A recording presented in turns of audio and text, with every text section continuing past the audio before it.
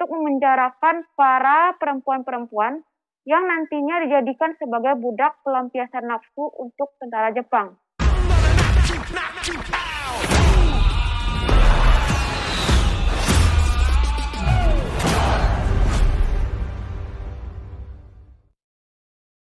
Assalamualaikum warahmatullahi wabarakatuh. Halo teman-teman semua, kembali lagi di channel Tampat ya, channel yang membahas seputar masalah sejarah, fakta, mitos, legenda, masalah sosial, masalah budaya. Oke, pada episode sebelumnya kita sudah membahas tentang Jam Gadang, yang mana Jam Gadang ini adalah salah satu ikoniknya kota Bukit Tinggi di Sumatera Barat. Nah, bagi teman-teman yang belum menonton video tentang Jam Gadang, silakan klik video di sebelah kanan saya ini, atau silakan klik di sebelah kiri. Oke. Nah, pada video kali ini kita akan membahas tentang salah satu objek wisata di kota Bukit Tinggi lainnya, yaitu Lubang Jepang, atau masyarakat sekitar, masyarakat Minangkabau terutama memanggilnya Lobang Japang. Kenapa? Karena Lobang Japang ini dibuat pada masa pemerintahan Jepang saat di Indonesia. Oke, Lubang Japang ini terletak di Taman Panorama di Kota Bukit Tinggi. Nah, kalau Jam Gadang letaknya di Taman Sabana Tujuh, kalau Lubang Japang ini tempat masuknya berada di Taman Panorama. Kalau jaraknya kira-kira dari Jam Gadang, kalau kita berjalan sekitar 15 menit kira-kira. Nah, kira-kira menurut teman-teman kenapa sih dinamakan Lubang Jepang atau bahasa Minangnya disebut sebagai Lobang Jepang? Nah, apakah Lobang Jepang tersebut berbentuk gua, atau Lobang Jepang tersebut sebuah sumur, atau malah lobang menuju ke Jepang?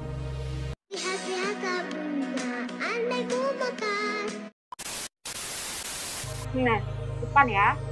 Lobang Jepang ini adalah salah satu benteng pertahanan yang dibuat oleh Jepang yang berada di bawah tanah dan berbentuk terowongan. Nah, jadi di dalam lubang Jepang ini terdapat berbagai ruang yang merupakan tempat persembunyian Jepang. Berdasarkan informasi yang WJ dapat, lubang Jepang ini menjadi salah satu terowongan bawah tanah terpanjang di Asia, yaitu panjangnya mencapai 6 meter lebih.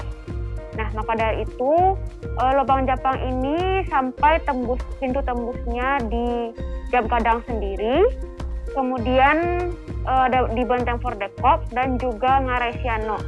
Nah, kalau teman-teman penasaran tempat-tempat yang WJ sebutkan tadi, silakan teman-teman datang langsung ke Bukit Tinggi. Ini bukan promosi, bukan endorse, tapi ini salah satu promosi wisata bagi daerah Minangkabau. Nice. Berdasarkan sejarahnya, Lubang Jepang ini dibuat atas perintah dari Letjen Moritake Tanabe yang kala itu menjabat sebagai Panglima Angkatan Darat Jepang. Nah, pembangunan dari Lubang Jepang ini dimulai pada bulan Maret tahun 1944 dan berakhir pada bulan Juni 1944. Lubang Jepang ini dibuat dengan kedalaman sampai 49 meter kala itu.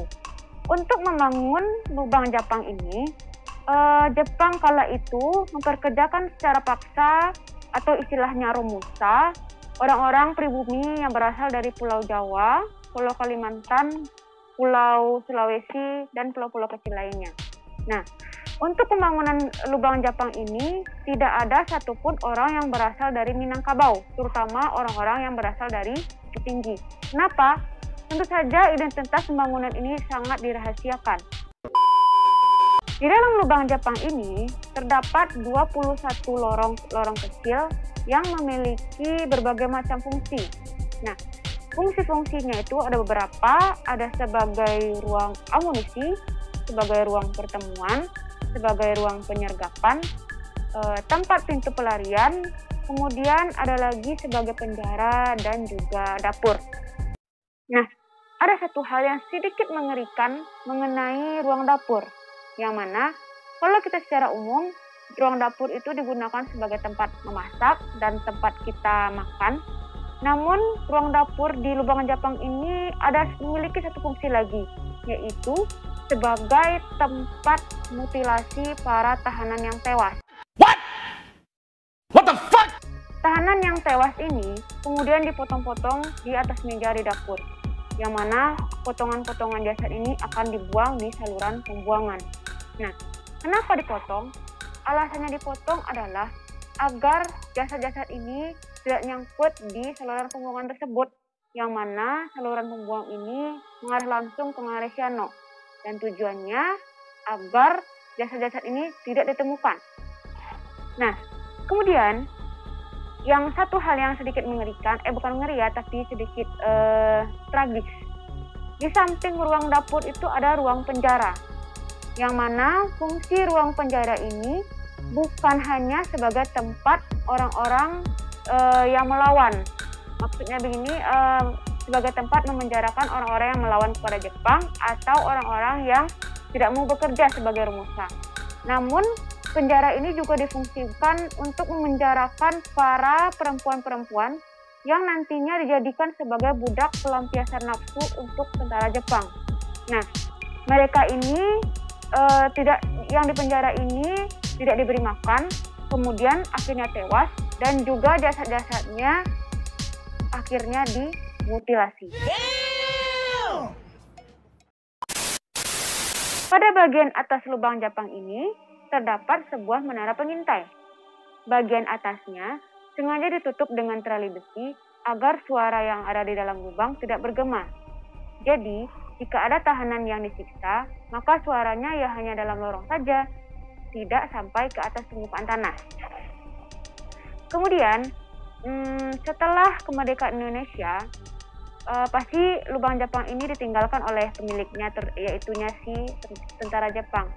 Nah, lubang Jepang ini mulai pertama kali ditemukan pada tahun 1950, yang mana pintu lubang Jepang ini hanya besarnya sekitar 20 cm. Saat sebelum dibuka untuk umum, masyarakat sekitar banyak menemukan di lubang Jepang ini berbagai tengkorak.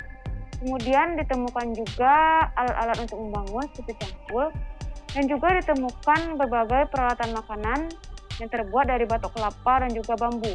Dan tentu saja tengkorak atau peralatan makanan atau cangkul ini sekarang dimuseumkan. Kemudian setelah dikelola dan dibuka untuk umum oleh pemerintah setempat pada tahun 1984, pintu lubang Jepang ini yang awalnya hanya berukuran 20 cm saat ditemukan, kemudian dibuat lebih nyaman untuk dilalui.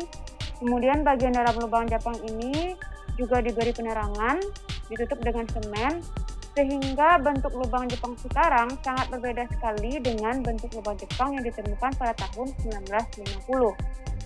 Nah, kemudian karena untuk kebutuhan wisata, lubang Jepang ini juga hanya dibuka sekitar 1,5 km saja. Jadi tidak sepanjang yang sampai 6 km tersebut.